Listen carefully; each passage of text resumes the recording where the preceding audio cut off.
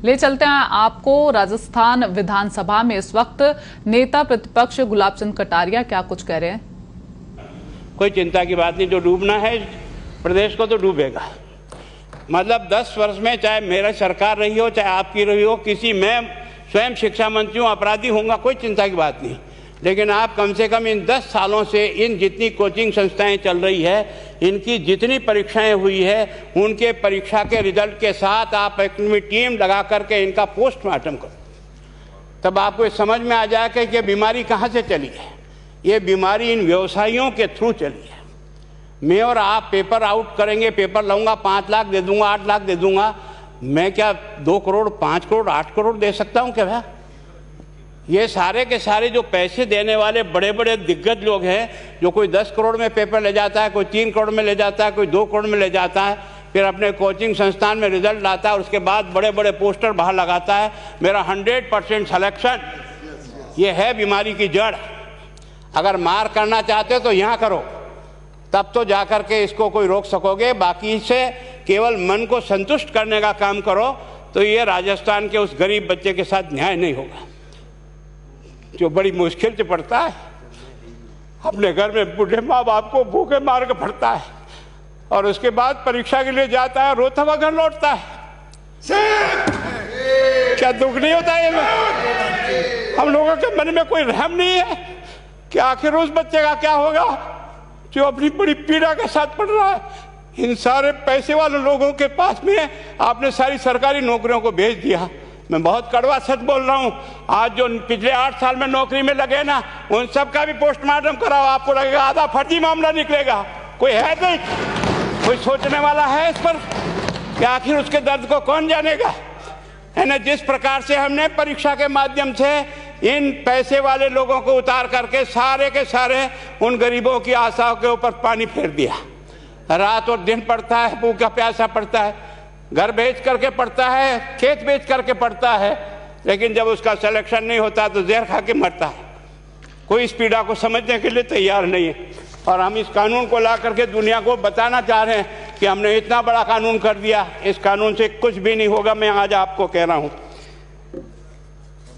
ये जो आपने नए प्रावधान जोड़े हैं, मैं सोचता हूँ कि मुझे कुछ बोलने की इच्छा नहीं, मुझे बहुत दुख है इस बात का।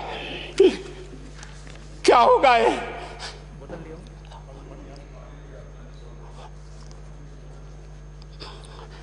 किस तरह की गैंग पालनी है उन्हें? पानी पिला दो, है ना। मैं उस दिन भी पूछा था कि मैंने कहा ये शिक्षा संकुल पे है, जिन लोगों को ड्यूटी पे लगाया, इसको लगाने वाला दोषी कौन है, जिसके कारण से पेपर जो है ना काट करके निकाल दिया।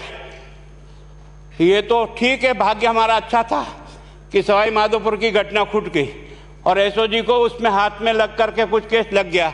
अगर वो केस नहीं लगता तो आज आपकी सारी नौकरी पर इन सब बड़े बड़े दलालों के स्कूल में पढ़ने वाले बच्चे होते और मेरा गरीब का बच्चा अपना घर लौट के जाता। क्या दुर्भाग्य है। और इस कारण से केवल इसके लिए खुश मत हो जाओ कि हमने कानून बहुत सख्त बना दिया इसलिए अपराधी रुक जाएगा। नहीं, सिस्टम को बदलना होगा, ये परीक्षा का सिस्टम चेंज करना होगा। मैं सोचता हूँ कि क्या हम इतने अक्लमंद बैठे हैं, क्या इस व्यवस्था को चेंज नहीं कर सकते? क्या एक ही पेपर हर राजस्थान में 20 लाख बच्चों को दिया जाए? क्या इसका कोई ऑल्टरनेट नहीं हो सकता?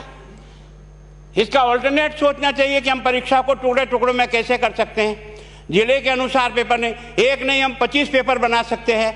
कौन से सेंटर पर कौन सा पेपर जाएगा कोई तय नहीं करेगा कौन सा जाएगा, और हम जो इच्छा होगी उस सेंटर पे वो पेपर भेजेंगे। और ये जितने भी प्राइवेट कॉलेजों में आपने सेंटर बना रखे उनको बंद करो, इनको तुरंत बंद करिए एक ऑर्डर से। जितने भी सरकारी विद्यालय है और सरकारी नौकर ही एग्जामिनर बनेगा और एग्जामिनेशन करेगा, तब तो आप इसको बचा पाओगे। ताकि आप और मैं कितने भी कानून बदल कर दें, आपका वो जांच करेगा, आपका वो अधिकारी आएगा। आपने कहा भाई सेशन जज के नीचे नियुक्ति नहीं होगी, इसके अलग से कोर्ट होगा, बहुत अच्छी बात है। प्रोविजन जो आपने डाले हैं वो स्वागत योग्य, स्वागत करता हूं, पर इन प्रोविजन को लागू तो आप और मैं ही करूंगा, कौन करेगा? जब हम ही ठीक नहीं है तो इन प्रोविजन क्या रोएंगे अंदर बैठे बैठे? जब तक हमारा दिल और दिमाग ठीक नहीं होगा ना, इस बीमारी का इलाज नहीं होगा।